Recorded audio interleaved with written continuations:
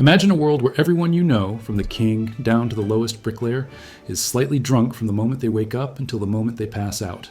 For centuries, this was Europe. Because water was filled with deadly pathogens like cholera and typhoid, the only safe thing to drink was fermented. People started their day with small beer or watered-down wine. The result? The collective human brain was operating through a depressive fog. Innovation was sluggish, labor was lethargic. But in the mid-1600s, a new chemical was injected into the veins of civilization. It wasn't just a drink, it was a neurochemical inflection point. We call it the Great Sobering. We traded a depressant, alcohol, for a stimulant, caffeine, and almost overnight, the modern world began. The stock market, the insurance industry, and the Enlightenment didn't just happen coincidentally alongside coffee, they were powered by it. To understand the economic explosion of the 17th century, you have to look at the biology of the workforce. In 1600, the average European worker was running on a biological depressant. Alcohol mimics the neurotransmitter GABA, which slows down brain activity. It makes you relaxed, impulsive, and eventually tired. This is fine for a feudal peasant whose job is to plow a field until sunset, but it is terrible for a mathematician trying to invent calculus or a merchant calculating compound interest. Then came the bean. When coffee arrived from the Ottoman Empire, it was marketed as a miracle drug. Look at this handbill from 1652 by Pasqual Rosé, the first coffee entrepreneur in London. He didn't sell coffee as a tasty treat. He sold it as productivity. He claimed it would prevent drowsiness and make a man fit for business. This was the first time in history that human wakefulness was commodified. Suddenly, you weren't limited by the sun or your body's natural fatigue. You could buy extra hours of focus for a penny. But not everyone was happy about this new, hyper-productive society. In 1674, a group of women released the Women's Petition Against Coffee. They claimed this abominable heathenish liquor was turning their husbands into chatterboxes who spent all day arguing in coffeehouses, making them unfruitful and impotent at home. They realized early on what we know today. The transition to a caffeinated economy meant the work-life balance was about to be destroyed forever. The coffeehouse wasn't just a place to drink, it was a new kind of physical infrastructure. In London, they were called penny universities. You paid 1 penny at the door, and that covered your coffee and your access to the conversation. Socially, this was revolutionary. In the royal court, status was everything. In the alehouse, things were chaotic and loud, but in the coffeehouse, the rules were strict. You had to be sober, and you couldn't pull rank.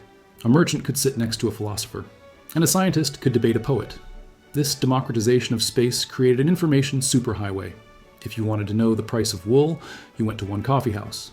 If you wanted to discuss physics, you went to another. Over in Paris, the vibe was different, but the result was the same. At the Café Procope, the decor was luxurious, marble tables and crystal chandeliers, but the clientele was radical. This is where Voltaire drank his legendary 40 cups a day, mixed with chocolate, to fuel his 15-hour writing marathons. It was at these tables that Diderot and the encyclopedists met to compile the Encyclopédie, the book that democratized knowledge and eventually helped trigger the French Revolution. The argument here is simple. The Enlightenment wasn't just a movement of ideas, it required a physical operating system to function. The coffeehouse provided the hardware, the table and the meeting place, and the caffeine provided the software, the focus and the energy. Without the bean, the age of reason might have slept through its alarm. The most lasting legacy of the coffeehouse isn't literature, it's finance. If you look at the modern insurance industry, it didn't start in a bank or a government office. It started in a coffee shop on Tower Street owned by a man named Edward Lloyd. Lloyd's coffeehouse was the hangout for ship captains and merchants. In the 1680s, shipping was a gamble. Pirates, storms, and wars meant your fortune could sink in an hour. Merchants needed a way to hedge that risk. They developed a system right there at the wooden tables. A ship owner would pass around a slip of paper with the details of his voyage. Wealthy patrons, sipping their coffee, would review the risk. If they were willing to back the voyage, they would write their name under the text, along with the amount they guaranteed. This is the literal origin of the word underwriter. The system required sobriety. You cannot calculate the actuarial risk of a voyage to the East Indies if you are drunk on ale. The caffeine provided the mental clarity to calculate probability. Lloyd eventually started publishing Lloyd's List, a newsletter detailing shipping news. It became the Bloomberg terminal of the 18th century. They even installed a pulpit in the shop, where a waiter would ring the lutein bell, once for bad news, a ship lost, twice for good news, a ship arrived.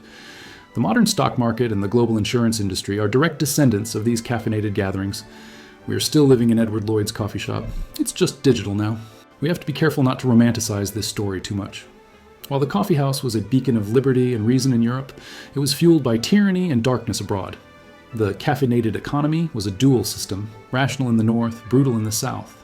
Every cup of coffee that fueled a debate about liberty in Paris was harvested by an enslaved person in the Caribbean or Brazil. The value chain was dark. Originally, coffee was a Yemeni monopoly. They boiled the beans before export to kill them so no one else could grow them. But through spies and smuggling, the plant escaped, first to India, then to the Dutch colonies in Java, and finally to the Americas. Once it hit the Caribbean, coffee became a plantation crop. In the 1700s, Saint-Domingue, now Haiti, produced half the world's coffee, fueled entirely by enslaved labor. When the Haitian Revolution destroyed that supply, the industry moved to Brazil.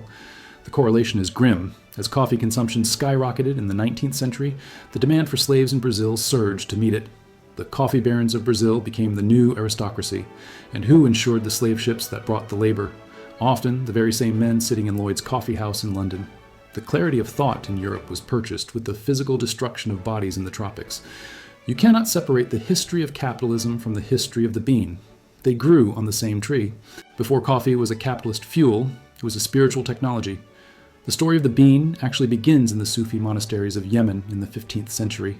The Sufi mystics used a drink called kawa, a word that originally meant wine, during their dhikr ceremonies. These were night-long rituals of chanting and meditation. The monks needed something to help them transcend the physical need for sleep so they could get closer to God. They weren't trying to maximize economic output, they were trying to maximize spiritual input. From Yemen, the drink spread to the Ottoman Empire. The first coffee houses in Istanbul were so popular they were occasionally banned by the Sultan for fear of sedition. Europe only got the taste after the siege of Vienna in 1683. Legend has it that the retreating Ottoman army left behind sacks of green beans. The Viennese thought it was camel feed, but a Polish spy named Kolchicki recognized them. He opened the first Viennese coffee house, the Blue Bottle, and added milk and sugar to make the bitter brew palatable for the Western tongue. This journey, from a tool for prayer to a tool for profit, perfectly illustrates the shift in human values. We took a substance designed to help us speak to God, and we turned it into a substance that helps us make money. By the 19th century, the transformation was complete. The Industrial Revolution had arrived, and it had a specific biological requirement. Machines don't sleep, and they are dangerous to operate if you are tipsy. Factory owners realized that alcohol was the enemy of the assembly line. They needed a workforce that was punctual, alert, and synchronized. Coffee became the fuel of the proletariat. It ceased to be a luxury for the rich and became a necessity for the poor. This exploded the scale of the trade. In 1850, the world exported 300,000 tons of coffee. By 1900, it was nearly 1 million tons, with the United States drinking 40% of it. This massive demand led to the first modern commodity crashes and government bailouts like Brazil's valorization scheme, where the government bought coffee to burn it just to keep prices high. This is the world we live in today. We are still the caffeinated workers of the 19th century, using a drug to sync our biological clocks to the demands of the economic machine. The great sobering never ended. We just built a civilization that requires us to be chemically altered just to function at baseline. The next time you brew your morning cup, look at the black liquid in the mug. You aren't just looking at a beverage. You're looking at the liquid history of the modern world. You're drinking the legacy of Sufi mystics, the labor of the Brazilian plantations, and the frantic energy of the London Stock Exchange.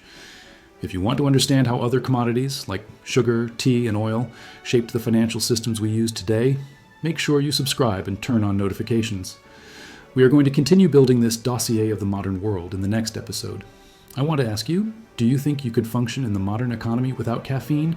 Or are we all just dependent on the drug that built the system? Let me know in the comments.